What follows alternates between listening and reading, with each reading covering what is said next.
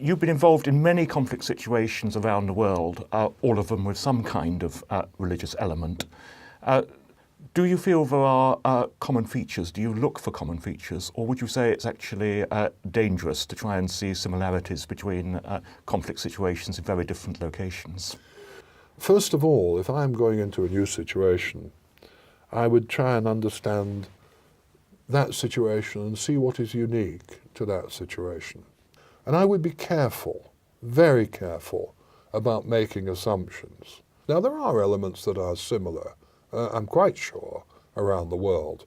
But I don't think it's for me, as a reconciler, to go in and initially say, this is it. At some point in the dialogue and some point in the conversation, you may well be able to say, well, yes, for example, Sri Lanka, where you have conflict between the Tamil group, who are Christian and Hindu, generally speaking, and the Sinhalese, who are predominantly Buddhist, but not exclusively so, Buddhist and Christian. You have that situation of long-standing conflict, full of different types of threats and what have you.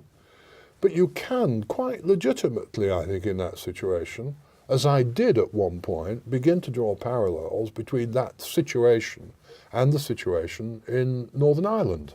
There are some very interesting parallels. And sometimes it is useful to be able to do a case study and say, well, look, just suspend thinking about your own situation for the moment and look at this situation. Look at, for example, Northern Ireland. Here's a situation of conflict. This is how it can be analysed. These are the elements in it. And then let them, if they so wish, begin to make the linkages and the parallels, which they can quite capable of doing and often do in a very instructive and interesting way.